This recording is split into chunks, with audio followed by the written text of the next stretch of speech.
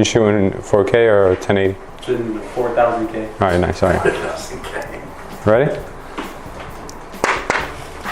Good? All right. All right, everyone, today what we're going to cover, as you can see in front of you, is leverage and structure. And Lim taking me seriously. Come on, Lim.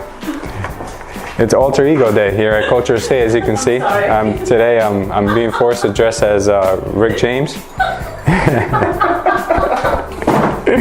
All right, we're gonna be serious now. So we're gonna talk about leverage and how you can structure yourself to actually do a lot more than you're currently doing, and how you go about doing that.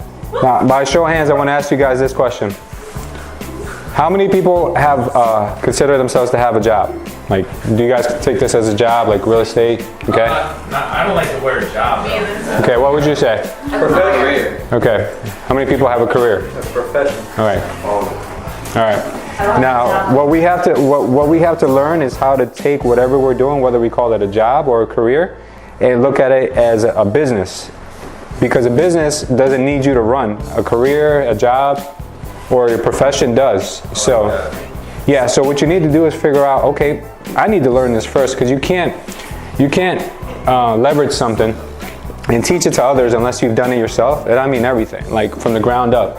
So if you come right into this business and you're like, oh, I can't work with buyers, or I'm too good to do open houses, you know, that just means that you're not willing to do what it takes to learn the business in order to teach it to others. You know, you've got to put in so many hours as this, put in so many hours as that. You guys don't like coming to the trainings. Well, the trainings are going to help you teach other people in the future and train your people. So this is all important. Everything you guys are doing now that is considered to be baby steps and is taking too long is all a crucial part of the bigger picture in the long run. So what I'm going to teach you guys today is about, first of all, leverage, right? How do you do more with less, right?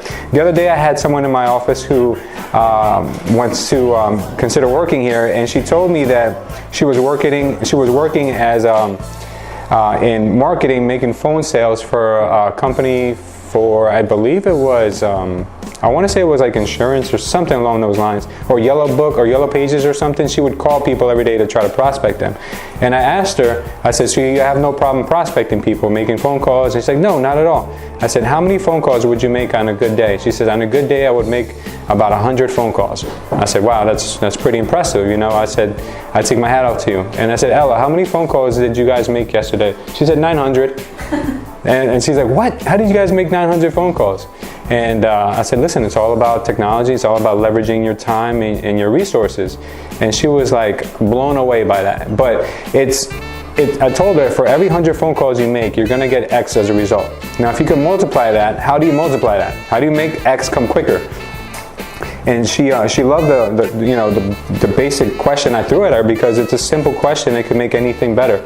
If you're looking for a result and a result comes at a certain amount of man hours, how do you make those man hours come quicker, or how can you expand on those man hours? So one way to do that, obviously, is with our dialing system. Everybody's very familiar with is the Mojo system. And whoever's not using Mojo, is really missing out. If you guys are still making those calls one at a time, or not making the calls at all, and we'll get to that, and then you're really, really missing out. That's where the business is. You just got to get good at what to say to them. That's where Tom comes into play. That's when the role playing comes into play. Like I tell you guys, every time I meet with a new agent, I say, hey, let's put together your business plan. In there, it states that you should be doing role play at least once a week for at least an hour with someone else who needs the help as well. It's better to do that than to do it on the phone when you're trying to get a listing or trying to get the appointment. It's really difficult. Unless you're a natural born salesperson, you can just jump on a phone and convince people to do something, but most of us aren't like that. So that's what we're gonna talk about today. Now, if you're gonna treat your career or your profession as a business now, you got to start thinking about that. Okay, so what is your role? I'm so sorry. It's okay, wow. You're not recording? No, I was shooting it in slow motion. Oh my god. So I just realized that, because I'm like, all right, the game's good. Okay. If anyone's interested, we also got my daughter's cheerleading event in slow motion. It takes about 2 hours to watch, thanks to Danny.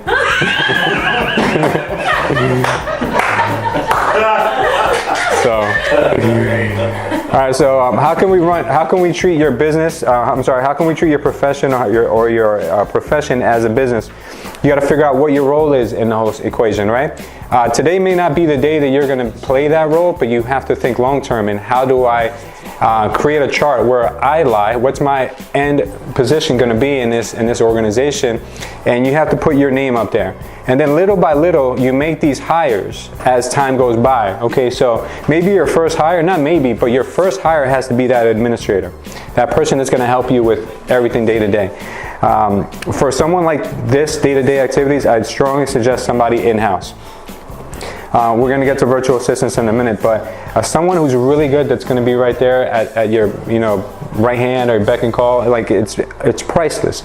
You need someone who believes in your business and believes in you. You need someone who's always going to be there, no matter if things are great or no matter if things are bad. You need a real good administrator. That'll be your first hire. But then, as you can see underneath this chart, I have other hires. You have your accounting, which you can outsource. You don't need an in-office accounting department until you get really, really big.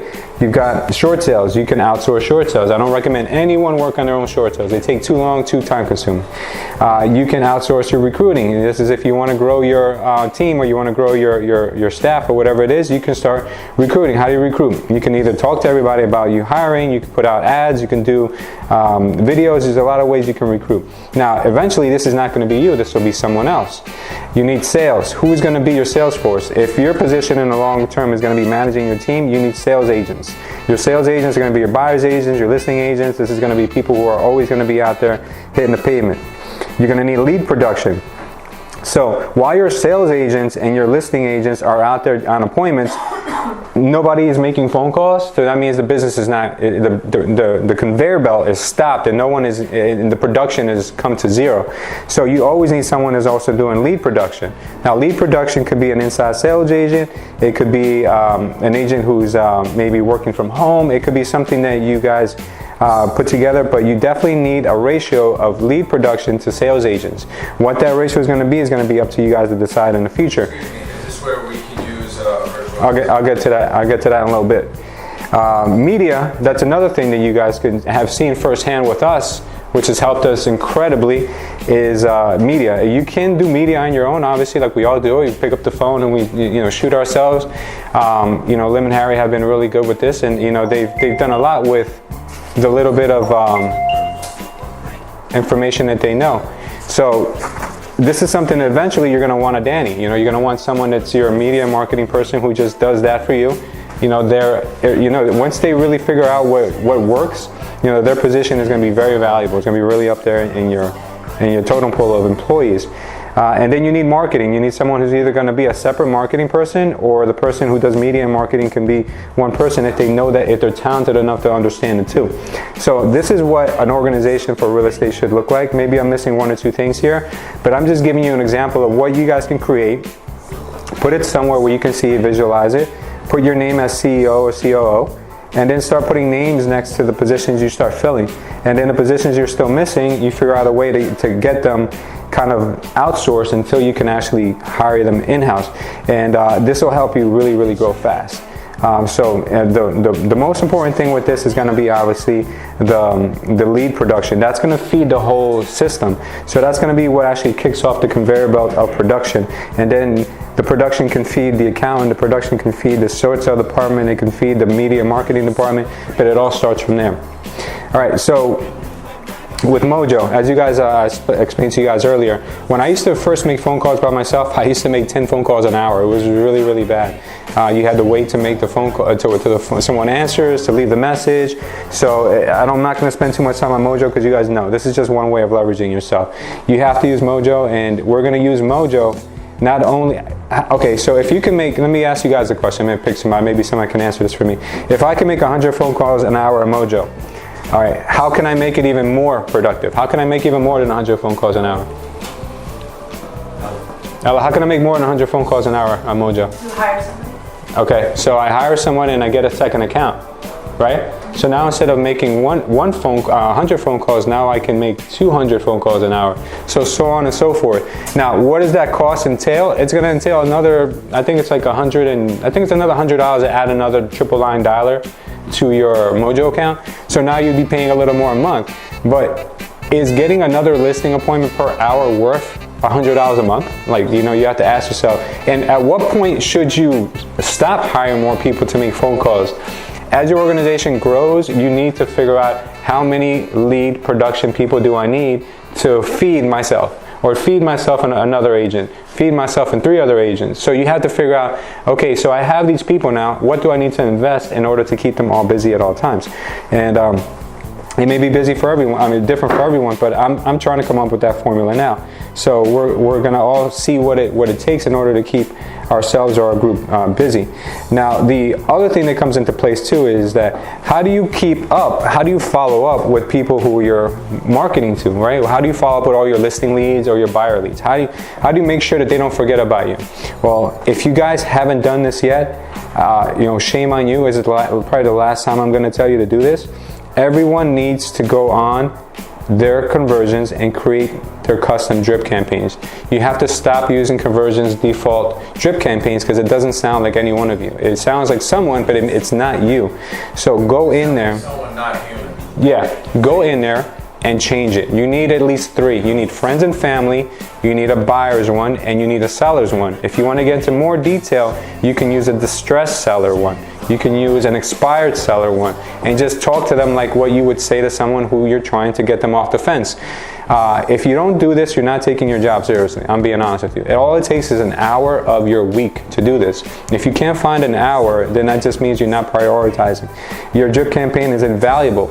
All this is going to do for you is just going to take you 2 seconds to add a drip campaign to your new lead, and then that person is going to be followed up with for the next 2 years if you wanted them to. But you just need to put the game plan in motion. Now, if you guys want to see what some of our drip campaigns look like, just go into your conversion, and I have all mine labeled as culture. So I have a culture distressed, a culture expired, a culture buyer, a culture seller, whatever. I have all these, but you guys should not use mine because you still don't sound like me. You guys should just use those and get some ideas for what you can do. So let me show you where you need to go to. So everyone, this is where you need to go. You go into your own drop-down screen. You go to My Settings, and in My Settings, you're going to scroll down to where it says Drip Campaigns.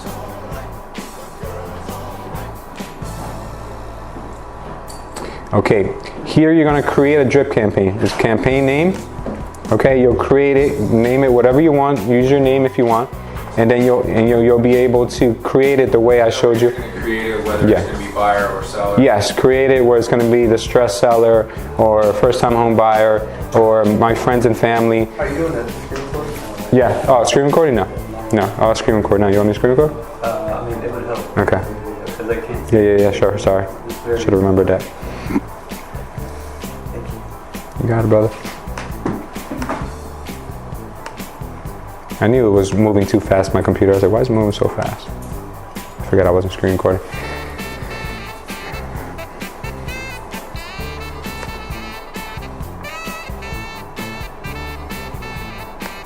Okay.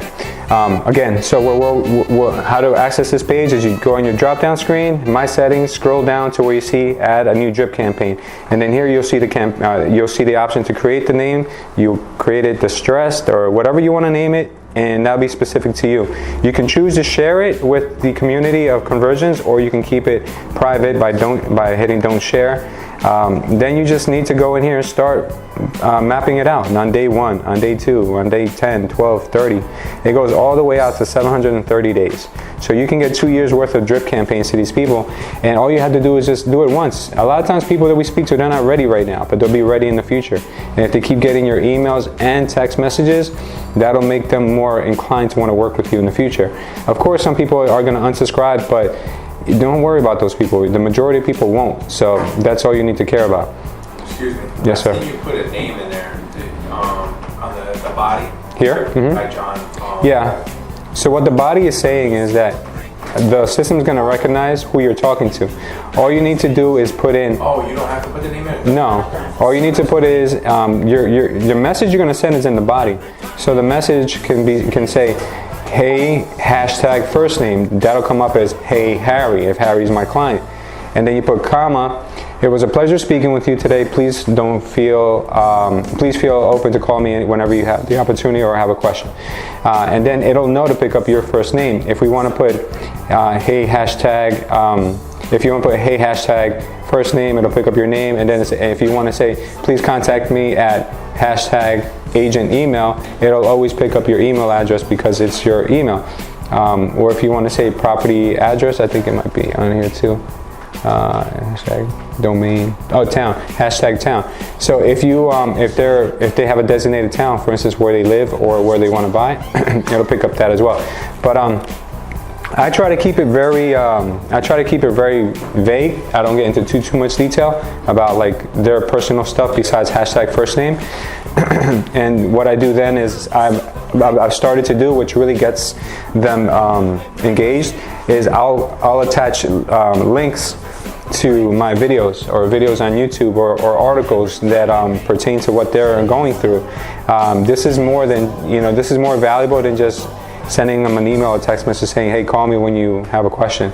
It actually has them, go to your webpage or go to the link that you sent in, and they can start seeing that you're really serious about what you're doing with them. So please guys, if you have any questions on setting these up and you're having issues, please let us know. This is really going to help you leverage yourself. This is like having like a multiple amount of views doing all the follow-ups for you automatically. So please do that. Okay, then you want to also streamline your ad campaigns. How do you streamline your ad campaigns? This is something that's going to be working for you 24/7. Like Tom says, you want a 24-hour salesperson, put a sign on the house. Same thing works for marketing online. If you want to continue getting leads and continue selling properties, you want to be on Facebook. You want to boost your ads. You want to go on Google and create reviews and even AdWords if that's something you're into. You need to send out flyers if that's what you're into, because maybe you're not inclined with social media. At least as long as you're doing something, there's something out there working for you even when you're sleeping. So keep in mind, ad campaigns have to be part of your business structure if you're going to want to leverage yourself and your time. Virtual assistants, this is the hottest topic right now, right? And for us at least, because we've figured out a way to leverage how we can use virtual assistants. So that's virtual assistants. Since we're on the topic of leverage, there is a book that I recommend to everyone in this room who is really taking their job seriously. I don't think it's on an ebook yet. I haven't seen it as an ebook, but I do recommend the book itself. It's an easy read. It looks like a big book, but it's really not, because there's a lot of diagrams in here. It's a millionaire real estate agent who, as show of hands, has read this book. Right? There's a few people here. You started? All right. So Carlos, Mara, you guys read this book, right? One of the biggest things that Gary Carlo talks about in his book is that to be a successful real estate agent, you need the 3 L's, right? You guys remember the 3 L's? Listings, leverage it, and leads, right? I know a lot of people are not into reading long, boring books, but it's actually, if you're interested in real estate, this is going to be a really, really good piece of literature to pick up. So yeah, and the biggest takeaway I want you guys to get from this quick training that I did today is that you always have to find a better way to do what you do, right? No matter what it is, right? I don't care if you're selling oranges, houses, whatever, there's always a better way to do the current job you're doing. So I'm a big fan, from the last few years, I'm a big fan of delegation with the right people. So that's the only way you're ever going to grow outside of the plateau that you might feel you might be on or could face in a couple of months or a couple of years. You always have to figure out, okay, so we've hit this plateau and I haven't had any growth. I've made the same amount of money for the last 2 or 3 years. What am I doing wrong? What should I do next to kind of go into that next level? And the thing is, you got to make strategic hires, and I even tell Danny's like getting really interested in his media career, and I'm like, Danny, you got to start looking for a hire. He's like, I can't even pay myself. I'm going to hire and pay someone. I was like, well, you got to start thinking about your first hire, because before you know it, you're going to need it. And if you're not prepared for it, you won't know how to react to it. So that's what I tell you guys as well. You may not need a buyer's agent or a seller's agent right now, or an admin right now, but start thinking about when you will need one. How are you going to pay them? What kind of person do you want? What are going to be the questions you're going to ask them? Those type of questions are what you need to know now, because when you need someone, you're going to hire the first person you meet because you need them so bad, you're going to make a huge mistake. So Anybody want to add anything to what we spoke about today here? Can I say something? Yeah, of course. Ella, Danny, Ella. I think the first book that I ever read that kind of made me think about outsourcing a lot was The 4-Hour Workweek by Tim Ferriss. It's probably the best book that I've ever read, which is basically how to create anything that you do as a business. Essentially, you end up working quote unquote 4 hours instead of working 40 hours. That's definitely like a good read next to this book, and that's definitely the book that will get you thinking differently. Definitely. Yeah, absolutely. Didn't he talk about like working from the beach or something like that? So they paint these pretty pictures. Obviously, that's an extreme example, but everything he says in that book, I'm sure has valuable principles, and even if it helps a little bit, it's worth the read. So yeah, all right, if no one has anything left to say, we'll take a quick break, and I believe Maria is going to tell us all about Maria.